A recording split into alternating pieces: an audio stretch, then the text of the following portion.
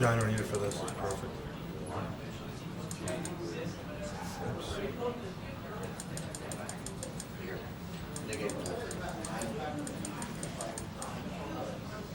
To a communist. That was like the oddest sensation of my business career right there. Yeah, but you also learn how to stay independent by just not going to the master. But if you're going to be a spy, you must know how to infiltrate. So you have to understand them a little bit. Okay, so we'll talk about the size. How do you start your process? Well, again, you gotta design the toys, right? So you got to come up with them on some kind of level. Like, what are you gonna come up with? So what we've done recently, especially with Spawn, is give them a theme. Right, the theme's already built into the brands that we go out and license. But once you come up with the designs and everybody approves them, then you have to be hard lead, and some people like a soft lead, and it depends on the actual individual sculptor in terms of how he feels he can best manipulate the thing. But then once we're done with the clay, then we have to pour it, and we make like a resin casting of it, so that we have it as a prototype that we can then paint up and send over to China. And send it to our factories and get pricing back on it, so we can see whether we're in the ballpark or where we want to be, so we can keep it at the price that we've been going out for the last couple of years. And then what goes on in Hong Kong when you go there to look at? What are you looking for? Well, I mean, you're trying to get a good price on the product, so you get people to kind of bid against each other. But again, we keep going to the same 3 or 4 factories that we keep using over and over and over. But then after that, it's just a matter of having them, with an understanding of what it is you're trying to pull off aesthetically. And it's kind of interesting. Each company is kind of strong. Some people are strong in articulation. Some people are strong in their decoration. Some people are strong in the quality of the plastic and how tight the packaging is. So you kind of play to the strength of what it is you're trying to come across. But once they come over to China, then they literally take these things, they put it in a machine that takes the image and puts it into a memory bank in its computer, and then cuts into a laser beam into steel, actually cuts the molds.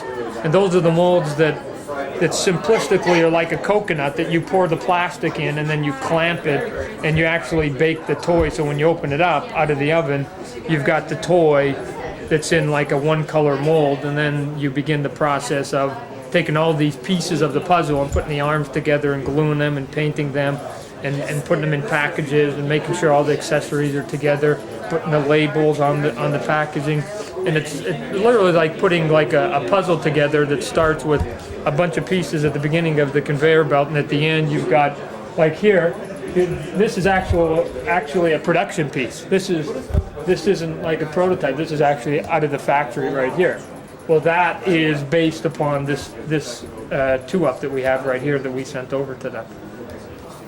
So when you knew you were going to start making action figures, how did you know you were going to go to 2-ups? Did you examine what other people were making at the time? No, well, again, I wasn't Mr. Toy Boy, so we hired some other people that had experience in it. And again, different sculptors like to work at different sizes, but I have found that it's just better to go to the 2-up size because, again, of the amount of detail that you can get out of it. Right? And to continue to push my sculptors into doing, and they've just kind of run with the ball, is they try to almost outdo each other now. They sit in their corner and go, aha, look what I got. And the guy goes in the corner and goes, aha, ha, ha. And so when you give them personal freedom, and you're not necessarily doing toys that are always on licensed product, then again, there's no wrong to what it is that we do. So when we start talking about, doing like, hey, let's do a Medusa.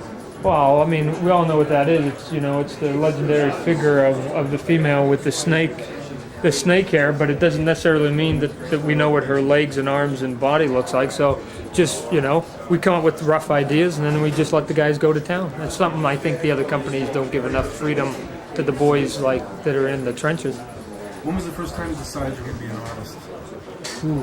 What was the first time you told your mother that? I was going to be an artist? Yeah. Probably that I was consciously aware of it when I was about 17.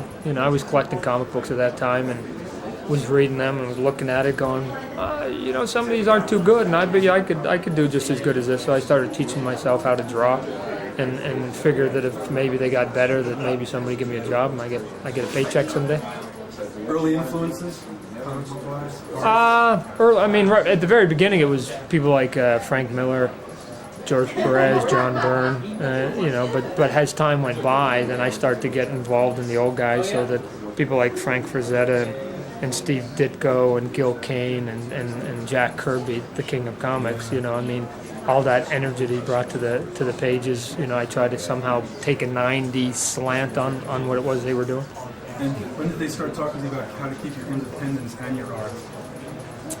You know what, I would say the independence came when I kept reading the trade magazines, if you will, the journals, and it seemed like there was a repetitive theme that kept coming, that was that all these artists, as good as they were, somehow got taken advantage of. And I always put that in the back of my head, saying, well, if I ever make it in the business, I'm going to be aware of that.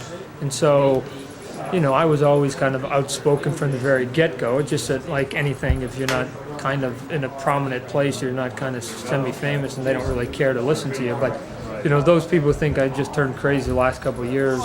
I can tell you I was crazy from the get-go. Just nobody, I didn't have an audience to say it to. But Marvel didn't take you seriously.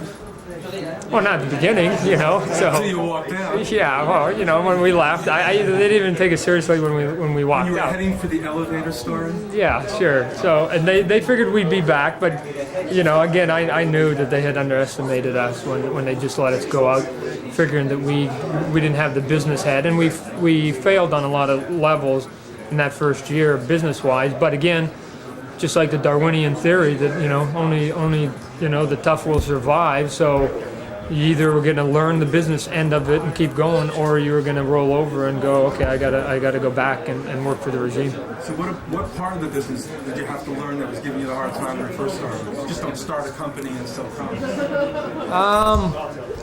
You know, really, just there wasn't any one part. It was just the beginning and the end of the process. You had to understand all the pieces of the puzzle, right?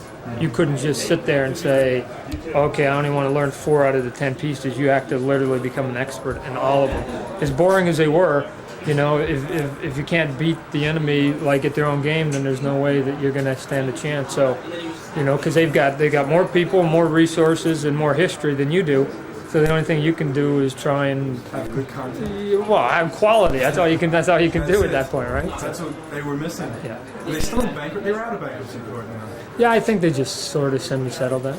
But it's interesting, over the last 5 years you've been doing your action figures. There's a change in some of the other action figures in the market. Hasbro, I think everybody's Yeah, I copying think you so. somewhere. Yeah, I think that somewhere along the line,